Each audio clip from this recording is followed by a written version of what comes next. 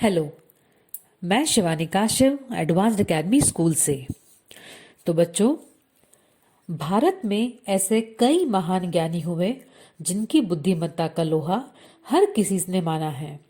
उनके व्यक्तित्व व चतुराई से जुड़े किस्से हर किसी को प्रभावित व रोमांचित करते हैं। भारत के इतिहास में ऐसे ही शख्स हुए हैं जिनका नाम है तेनालीराम। तेनालीराम की बुद्धिमानी से भला कौन परिचित नहीं है। तेनालीराम की जीवनी विजयनगर से शुरू हुई, जहां वह महाराज कृष्णदेवराय के सबसे प्रिय मंत्री हुआ करते थे। वह उन्हें हर उलझन से निकालने में मदद करते थे। तेनालीराम के किस्से तब भी प्रसिद्ध थे और आज भी प्रसिद्ध हैं। बच्चों के मानसिक विकास के लिए तेनालीराम की कहानियों को हमेशा अच्छा जरिया माना गया है।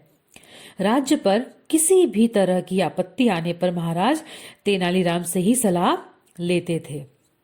तेनालीराम की जीवनी विजयनगर से ही शुरू होती है। तो बच्चों, आज मैं आपको तेनालीराम की एक ऐसी ही कहानी सुनाने वाली हूँ जो राजा कृष्णदेवराय के दरबार में हुई थी।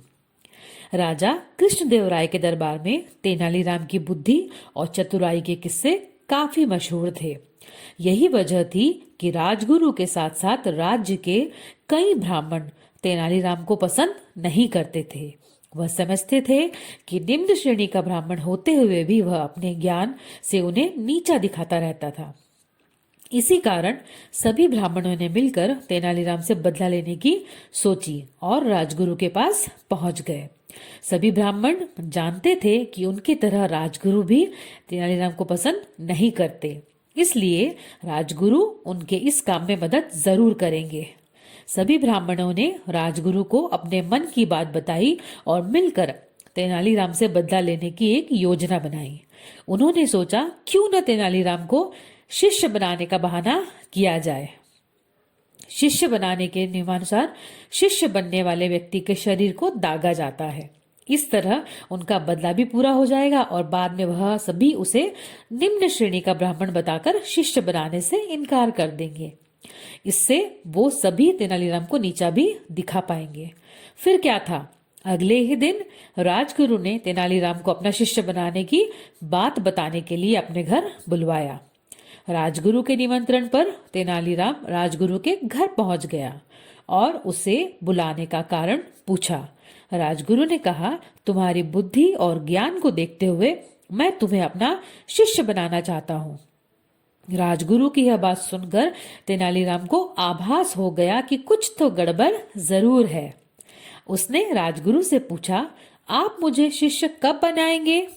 राजगुरु ने कहा, मंगलवार का दिन इस शुभ काम के लिए सही रहेगा।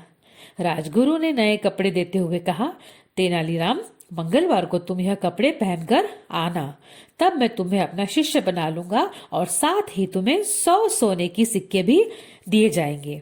राजगुरु की बात सुनकर तेनालीराम ने कहा, ठीक है, फिर मैं मंगलवार को सुबह आपके घर आ जाऊंगा।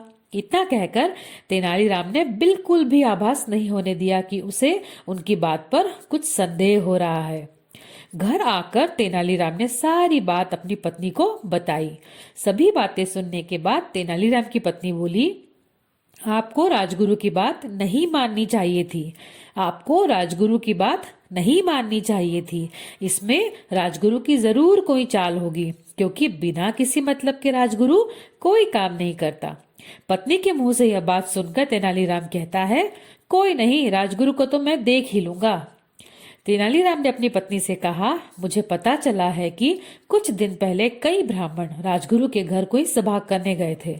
उन ब्राह्मणों में सोमदत्त का नाम भी गया था। सोमदत्त को मैं अच्छी तरह जानता हूँ। वह बहुत ही गरीब है और उसके घर की रोटी पानी भी मुश्किल से चलती है। ऐसे में अगर मैं उसके कुछ सोने के सिक्के दूंगा तो संभव ही वह मुझे उस सभा में हुई सभी बातें बता देगा और मैं जान पाऊंगा कि आखिर राजगुरु के दिमाग में क्या चल रहा है। इतना कहते हुए तेनालीराम उठकर सोमदत्त के घर पर चला जाता है। सोमदत्त के हाथों में 10 सोने के सिक्के रखते हुए तेनालीराम उस सभा में हुई सभी बातों के बारे में बताने को कहता है। पहले तो सोमदत्त कुछ भी बताने को तैयार नहीं होता, लेकिन कुछ देर मनाने के बाद वह 15 सोने के सिक्कों में बदले के बदले सब कुछ बताने को तैयार हो जाता है। राजगुरु द्वारा तैयार की गई उससे बदला लेने की पूरी योजना जानने के बाद तेनालीराम राजगुरु को सबक सिखाने के लिए विचार करने लगता है। फिर मंगलवार के दिन तेनालीराम राजगुरु द्वारा दिए गए कपड़ों को पहनकर राजगुरु के घर शिष्य बनने के लिए पहुंच जाता है। शिष्य बनने की विधि शुरू की जाती है और राजगुरु तेनालीराम को 100 सोने के सिक्के देते हुए वेदी पर बैठने को कहता है। तेनालीराम भी झट से हाथ आगे बढ़ाकर सोने के सिक्के ले लेता है और शिष्य की विधि को पूरा करने के लिए बैठ जाता है। तभी राजगुरु इशारा देकर सभी साथी ब्राह्मणों से शंख और लोहे के चक्र को गम करने के लिए कहते हैं ताकि विधि पूरी होने पर उससे तेनालीराम को दाग सके। विधि आधी ही पूरी हुई थी कि अचानक तेनालीराम के 100 सोने के सिक्कों में से 50 सोने के सिक्के राजगुरु पर फेंकता है और वहां से भाग खड़ा होता है। तेनालीराम को भागता देख राजगुरु और उनके साथी ब्राह्मण भी तेनालीराम के पीछे पीछे भागने लगते हैं। बचने की कोई स्थिति न दिखाई देने पर तेनालीराम सीधे भागता हुआ राज दरबार में पहुंच जाता है। वहां पहुंचकर तेनालीराम राजा कृष्णदेवराय को बताता है, राजगुरु ने मुझे शिष्य बनने का निमंत्रण दिया था, मगर मुझे तब याद नहीं रहा कि मैं निम्न श्रेणी का ब्राह्मण हूँ जो राजगुरु का शिष्य नहीं बन सकता।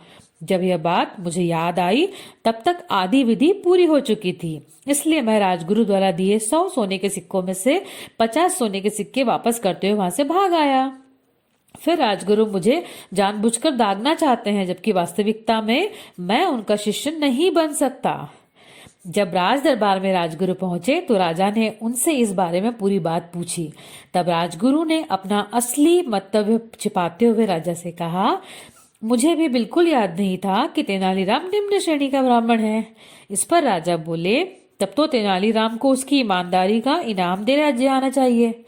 इतना कहते हुए राजा ने तेनालीराम को इनाम के रूप में 1000 सोने के सिक्के भेंट किए।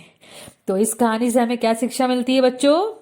कि दिमाग का इस्तेमाल करके बड़ी से बड़ी समस्या को आसानी से हल किया जा सकता है।